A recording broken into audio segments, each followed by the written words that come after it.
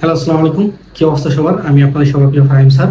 তো আজকে আমি যে টপিক নিয়ে আলোচনা করবো সেই টপিকটা হচ্ছে আপনাদের অ্যাকাউন্টিং ফার্স্ট পেপার বইয়ের তৃতীয় অধ্যায়। সেটি হচ্ছে ব্যাংক সমন্বয় বিবরণী। আর আপনাদের ব্যাংক সমন্বয় বিবরণী অনেক ইম্পর্টেন্ট, কারণ হচ্ছে আপনাদের ব্যাংক সমন্বয় বিবরণী এই যে 24 সালে যে পরীক্ষার্থী তাদের শর্ট সিলেবাস আছে, এবং কিন্তু এবার যারা ইন্টার ফার্স্ট ইয়ার আছে তাদেরও কিছু শর্ট সিলেবাসে পরীক্ষা হবে। তো খেয়াল করেন, যেহেতু আমি এখন ভিডিও করছি, আপনাদের এখন থেকে আর 30 থেকে 32 দিন সময় আছে আপনাদের এইচএসসি পরীক্ষা।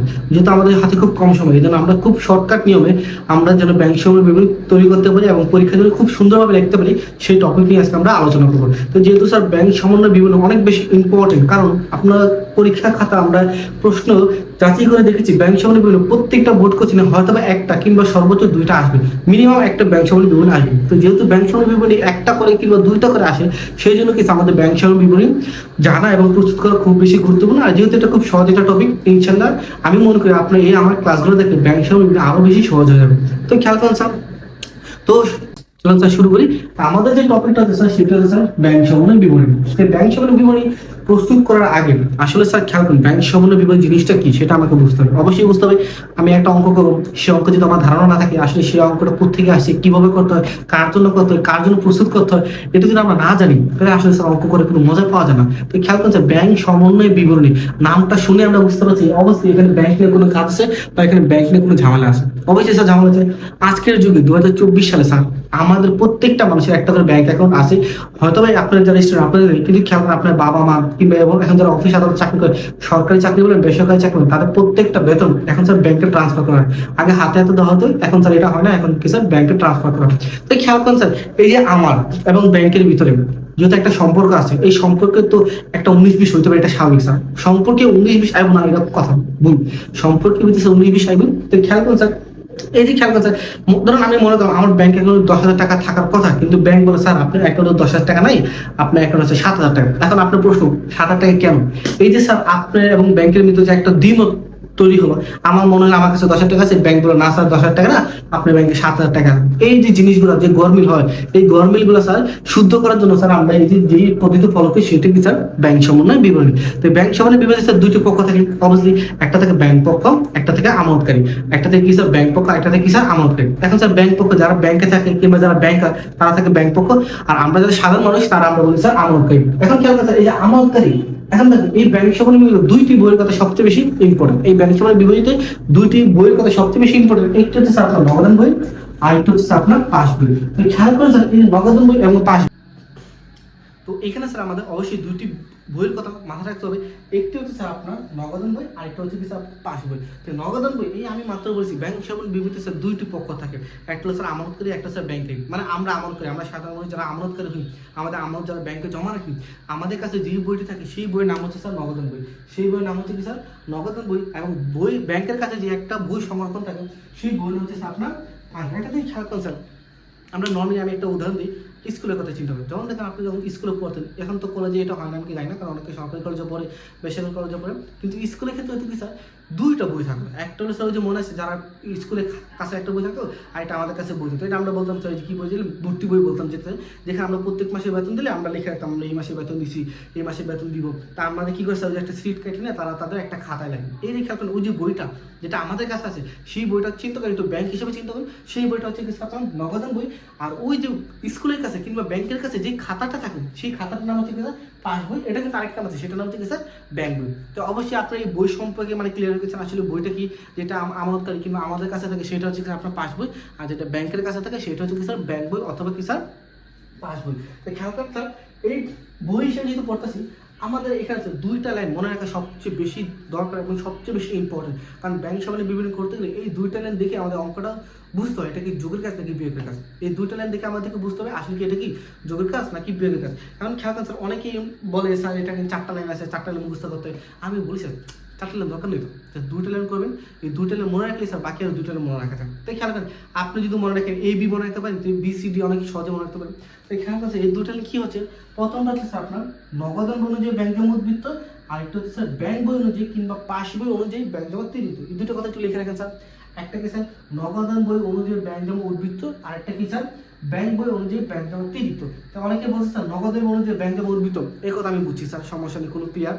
তো আমরা খেয়াল করছি ব্যাংক বই ব্যাংক জমা অতিরিক্ত, এই কথা মানে দেখুন স্যার ব্যাংক জমা অতিরিক্ত, এটা ইংলিশ হচ্ছে ব্যাংক ওভারড্রাফট, এটা ইংলিশ হচ্ছে কি sir bank overdraft.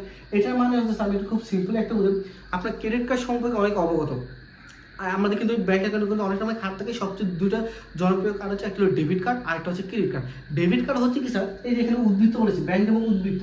Debit card হচ্ছে ধরেন সাপোজ আপনার অ্যাকাউন্টে 2 লক্ষ টাকা আছে, আপনি 2 লক্ষ টাকায় উত্তোলন করতে পারবেন, কিংবা 2 লক্ষ টাকা কি স্যার ট্রানজেকশন করতে পারবেন, কিংবা 2 লক্ষ টাকা ক্যাশ আউট ক্যাশ ইন করতে পারবেন। এই 2 লক্ষ টাকায়, এই যে 2 লক্ষ টাকা আমি 1 টাকা বেশি পারবো না, 1 টাকা কম পারবো, কিন্তু 1 টাকা বেশি উঠাতে পারবো না। এই যে 2 লক্ষ টাকা আমি উঠাতে পারবো, এটা হচ্ছে ডেবিট কার্ডের কাজ। আর ক্রেডিট কার্ডে যে ব্যাংক দেওয়া অতিরিক্ত হচ্ছে স্যার, আপনার অ্যাকাউন্টে 2 লক্ষ টাকা আছে, কিন্তু তারপর আপনি কিছু সুবিধা পাবেন। সেই সুবিধা কি স্যার, আপনার ব্যাংকে 2 লক্ষ টাকা, আপনি 2,20,000 টাকা উঠাতে পারবেন, 2,20,000 টাকা উঠবে। এই যে খেয়াল করেন আপনার অ্যাকাউন্টে আছে কত স্যার 2 লক্ষ টাকা, কিন্তু আপনি উঠেছেন কত স্যার 2,20,000 টাকা। এই যে 20,000 টাকা যে এক্সট্রা, এইটাই স্যার ব্যাংক জমা অতিরিক্ত, মানে আপনার ব্যাংকে যা জমা ছিল তার থেকে আপনি অতিরিক্ত টাকা উত্তোলন করছেন, এটা হচ্ছে কি স্যার ব্যাংক জমা অতিরিক্ত। এখন প্রশ্ন হচ্ছে স্যার, যদি এই দুইটা কথা কোথাও লেখা থাকে তাহলে স্যার আপনার সঠিক নিয়ম করবেন। এখন স্যার সঠিক নিয়ম কি স্যার, সঠিক নিয়ম হচ্ছে স্যার আপনি যোগ করবেন এবং স্যার বিয়োগ করবেন। আবার বলতে স্যার এই দুটো লাইন কোথাও যদি লেখা থাকে, ব্যাংক সম্বন্ধে বিবরণ যে প্রথম লাইন অনেক একটু বড় থাকে, এই দুটো লাইন আপনি খুঁজবেন। এই দুটো খুঁজে খুব একটা সহজ একটা পদ্ধতি আমি শিখিয়ে দেবো ইন ফিউচার। খেয়াল করুন স্যার, এই যে দুটো লাইন থাকবে মানে কি স্যার, যদি এই দুটো লাইন থাকে তাহলে কি স্যার আপনি যোগ করবেন, বিয়োগ করবেন। বুঝতে পারছেন? এখন স্যার আপনি তো বলছেন সঠিক নিয়ম, তাহলে অবশ্যই এটার কোনো বিপরীত নিয়ম আছে? অবশ্যই স্যার আছে, এটার একটা বিপরীত নিয়ম আছে। সেই বিপরীত নিয়মটা হচ্ছে স্যার, এই দুইটা লাইন ছাড়া যদি অন্য কোনো লেখা থাকে, কিংবা এই দুইটা লাইন যদি কিছুটা ব্যতিক্রম থাকে বা কিছুটা যদি পরিবর্তন থাকে, অবশ্যই স্যার আপনারা যেহেতু ইন্টার করেন, কত মানুষের তো ফোন নাম্বার, কত মানুষের জন্ম তারিখ, কত মানুষের কত কিছু না মনে রাখতে পারেন। পড়ালেখার জন্য তো এই দুটো মনে রাখাই যায়, এটা আমি যেটা মনে করি।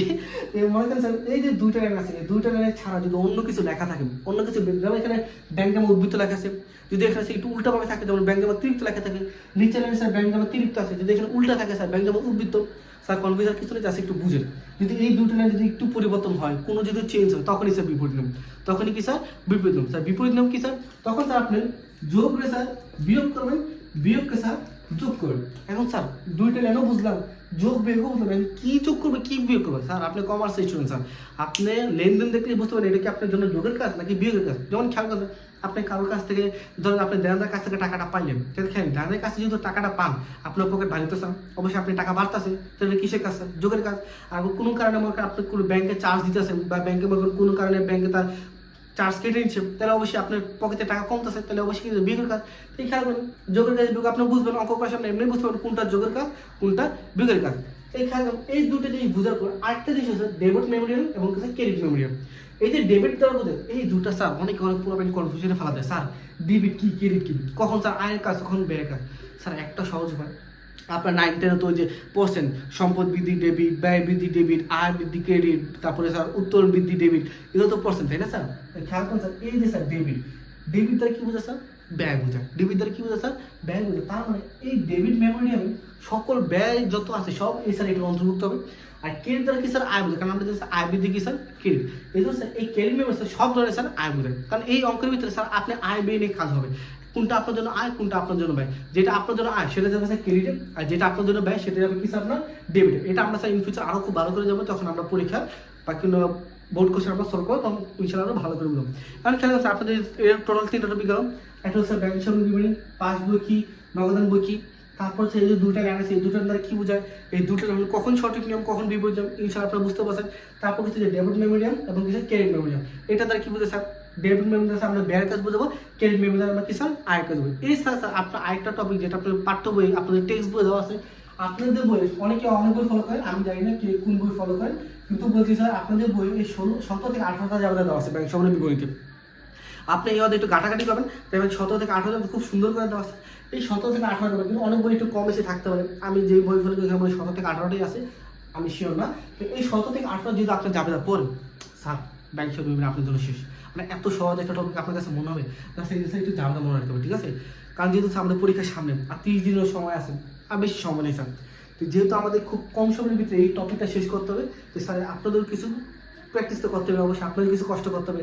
কারণ যেহেতু এইচএসসি পরীক্ষা স্যার, আরেকটা জিনিস বলে স্যার, এই যে স্যার এসএসসি এবং স্যার এইচএসসি দুটো কিন্তু এক না স্যার।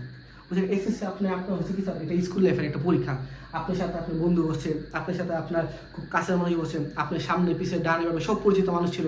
আপনি কোনো একটা পরীক্ষা দিয়ে বাইরে পারছেন, মানে আপনার কাছে একটা পরীক্ষা মনে নেই, না পারলাম বন্ধুর কাছে দেখলাম, না পারলাম সামনে আসলে কেউ, না পারলাম পিছিয়ে আসলে দেখতে পাচ্ছেন। কিন্তু স্যার ওটা এসএসসি স্যার, এটা স্যার এইচএসসি, এইখানে স্যার ওইরকম স্যার নাই।